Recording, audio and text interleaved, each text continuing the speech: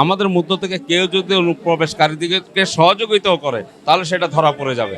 অনুপ্রবেশের কথাটা আসলে যে কারণে এসে থাকে সেটা হচ্ছে যে ভাইয়ের অনুসারী, যে তাদেরকে যারা জামাত ব্যাকগ্রাউন্ড, জামাত শিবির ব্যাকগ্রাউন্ড আছে।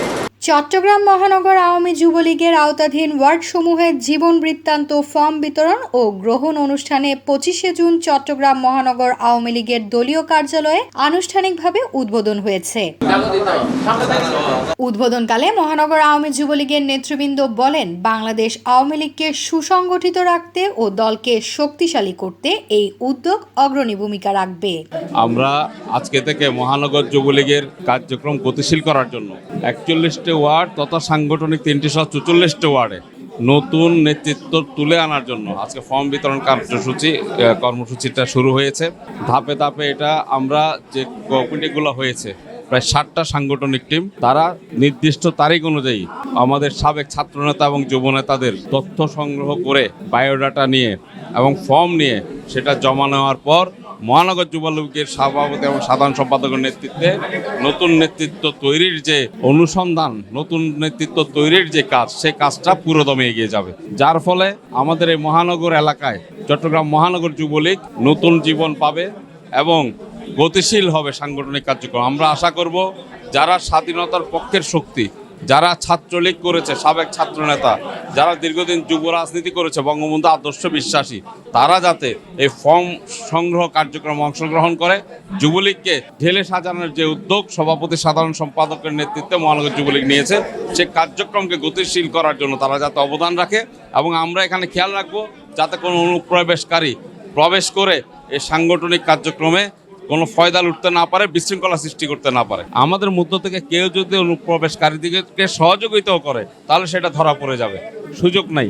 আমাদের যে অনুসন্ধান টিম রয়েছে, যে 7টি সাংগঠনিক টিম রয়েছে, এখানে অন্তত জামাত বিএনপির ব্যাপারে কোনো ধরনের কম্প্রোমাইজ এখানে কেউ করবে না। উদ্বোধনী অনুষ্ঠানে উপস্থিত ছিলেন চট্টগ্রাম মহানগর আওয়ামী যুবলীগের সভাপতি মাহবুবুল হক চৌধুরী সুমন, সহসভাপতি বেলায়েত হোসেন বেলাল, দেবাশিস পাল দেবু, শাখাত হোসেন শাকু, যুগ্ম সম্পাদক ইশতিয়াক আহমেদ চৌধুরী সাদিদ, সাইফুদ্দিন আহমেদ, সাংগঠনিক সম্পাদক সনদ বড়ুয়া, দিদারুর রহমান তুষার, এজেএম মহিউদ্দিন রনি, সমাজ কল্যাণ সম্পাদক হাফেজ কে এম শহীদুল কায়সার সহ বিভিন্ন পর্যায়ের আওয়ামী যুবলীগের নেতৃবৃন্দ। চট্টগ্রাম মহানগর আওয়ামী যুবলীগের জীবন বৃত্তান্ত ফর্ম গ্রহণ করতে পেরে নিজেদের অবস্থান ও দলকে শক্তিশালী করার আশা ব্যক্ত করেন বিভিন্ন ওয়ার্ড পর্যায়ের যুবলীগের পদপ্রত্যাশীরা।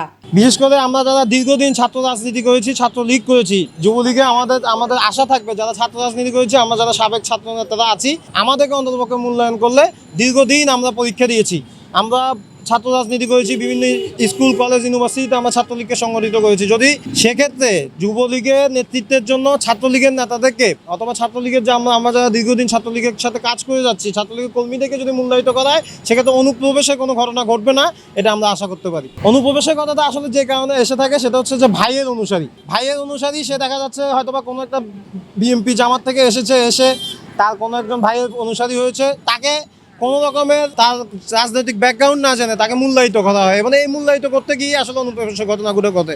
সেক্ষেত্রে যদি ভাইয়ের অনুসারী থেকে বাদ দিয়ে শুধুমাত্র এই আমাদের যারা ছাত্র রাজনীতি দীর্ঘদিন যাবত ছাত্রলীগ ছাত্র রাজনীতির সাথে জড়িত তাদেরকে যদি মূল্যায়ন করা হয়, আমি মনে করি অনুপ্রবেশের এই ধরনের ঘটনার কোনো রকমের অবতারণা এখানে ঘটবে না। আমরা খুবই আনন্দিত এবং উদ্বেলিত এবং খুবই আনন্দিত, কারণ হচ্ছে দীর্ঘদিন পরে ওয়ার্ড কমিটি হতে যাচ্ছে, এটার জন্যই আমরা খুবই আনন্দিত।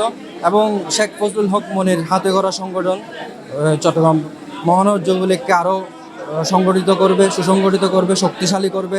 আমি 11 নং ওয়ার্ড থেকে ফর্ম ক্রয় করেছি চট্টগ্রাম মহানগর আওয়ামী লীগ যুবলীগের। আমি আহ্বায়ক পদপ্রত্যাশী, জানি আমাদের সুষ্ঠুভাবে এবং যোগ্য ব্যক্তিকে কমিটি গঠন করা হয়, যাতে আগামী দিনগুলো বাংলাদেশ আওয়ামী লীগকে উন্নয়নশীল শক্তিশালী করার জন্য এবং দেশকে উন্নয়ন শক্তিশালী শেখ হাসিনার হাতকে শক্তিশালী করার জন্য খুব প্রয়োজন। যুবলীগের কমিটিকে খুব সম্পূর্ণ শক্তিশালী করতে হবে। তাই উদীয়মান এবং তরুণ যারা যুবক তাদেরকে কমিটিতে এবং বিশ্বস্ত যোগ্যমানকে কমিটিতে আনতে হবে। News desk, news day 24।